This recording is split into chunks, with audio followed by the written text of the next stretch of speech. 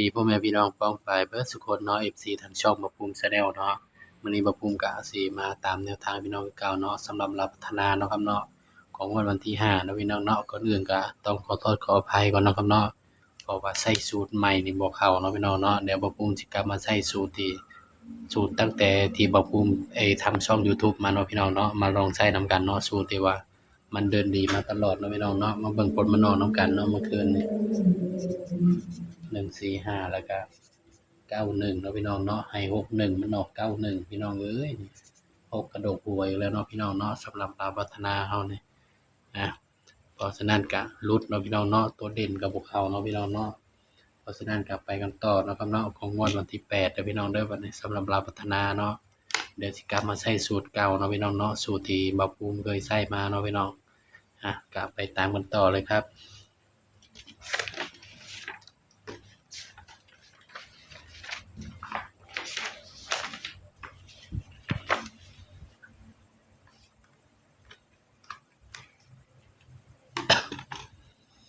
ตามกันต่อเลยเนาะพี่น้องเนาะงวดวันที่8เด้อพี่น้องใช้สูตรเก่าเนาะพี่น้องเนาะสูตรที่บ่าวภูมิที่ว่า FC รู้จักบ่าวภูมิเนาะก็ใช้สูตรนี้แหละพี่น้อง12 68พอบ่าวภูมิเปลี่ยนสูตรใหม่รถหวยหลุดเนาะพี่น้องเนาะหลุดตลอดเลยมาเบิ่งนำกันเนาะมาเบิ่งสูตรนี้นำกันพี่น้องสูตรเก่าเนาะที่บ่าวภูมิเคยใช้มาเนาะนี่สำหรับตัวเด่นเนาะวันที่8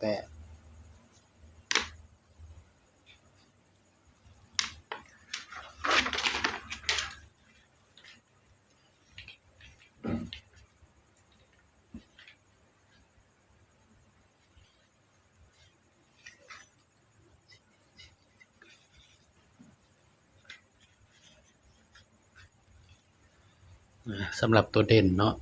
สูตรเก่าเด้อพี่น้องเด้อให้เด่นไปที่2กับ3เนาะพี่น้องวันที่8เนาะเด่น2กับ3เฮาก็มาจับคู่นำกันบัดนี้พี่น้องบ่าวภูมิก็สิจับใส่กับชุดที่มันออกมื้อนี้ก็21 24 25บ่แต่ว่า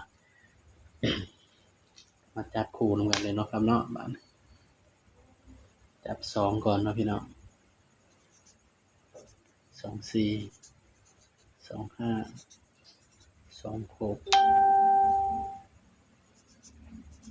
34 35 36แล้วก็28 38นี่เด้อพี่น้องสำหรับแนวทางเนาะหวยลาวพัฒนาเนาะงวดวันที่8เนาะพี่น้องเนาะให้เด่นสำหรับตัวเด่นเนาะบ่ให้เด่น2ให้เด่นไปที่2นะครับเด้อย้ำว่าตัวเลขก็เป็นเพียงแนวทางนะพี่น้องเด้อมีเข้ามีหลุดเนาะมักตามบ่มักก็เลื่อนผ่านเนาะครับเนาะบ่าวก็ให้เพื่อเป็นแนวทางเท่านั้นเนาะพี่น้อง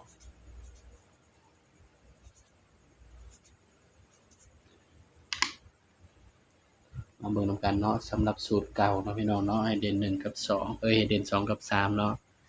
สำหรับคลิปนี้เนาะก็ฝากพี่น้องพ่อแม่พี่น้องป้องปายเบิดทุกคนช่วยกดไลค์กดแชร์กดติดตามบ่าวภูมิชาแนลหน่อยเด้อพี่น้องเด้อสำหรับคลิปนี้ก็สวัสดีครับ